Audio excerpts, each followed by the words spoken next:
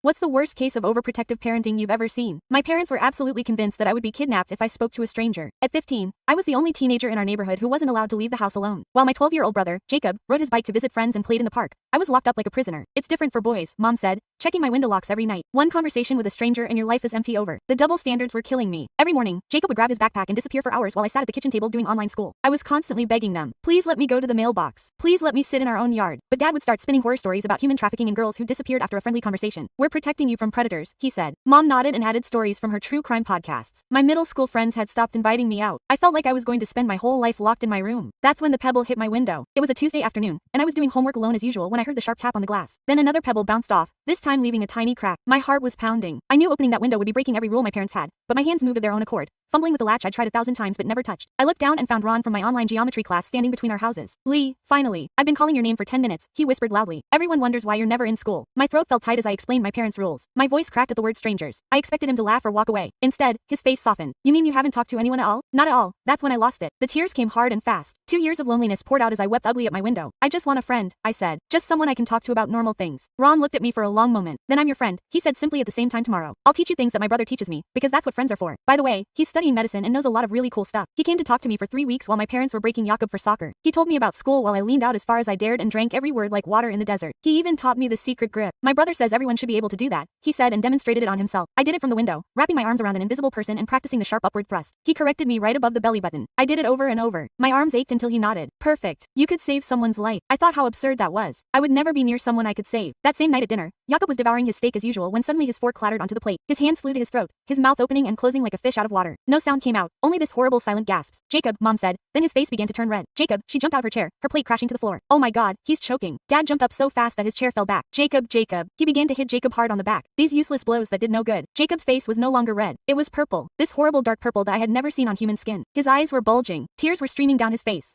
Quote, call 911, Dad yelled at Mom, but her hands were shaking so badly that she dropped her phone. Dad grabbed him from behind and tried something that looked like the stealth grab but was completely wrong. He squeezed Jacob's ribs, pulled on his chest. Then Ron's voice hit me like a bolt of lightning. Make a fist over his belly button, put another hand over it, sheepish thrust in and up. I ran and pushed Dad so hard he stumbled. Away. I grabbed Jacob from behind, my arms barely reaching around him. I found the spot above his belly button, made a fist, put the other over it, and pulled in and up with every ounce of strength I had. A chunk of meat shot out of his mouth like a bullet and hit the refrigerator with a wet splat. Jacob gasped, this horrible, beautiful whistling sound, and collapsed forward onto his hands and knees. He coughed, seemed to have these violent, full body convulsions, but at least he was breathing. Mom crawled over to him, pulled him into her arms, both of them sobbing. Dad stood frozen against the wall, his face white as paper, staring at me like he had seen a ghost. 15 minutes later, the paramedics confirmed Jacob would make it, but only because I had acted quickly. Their daughter absolutely saved his life. After everyone had left, my parents sat me down. Lee whispered, Mom, where did you learn that? I told you all about Ron, the window, his brother's lessons. Dad put his head in his hands. So you talked to a stranger and this stranger taught you how to save Jacob. I nodded.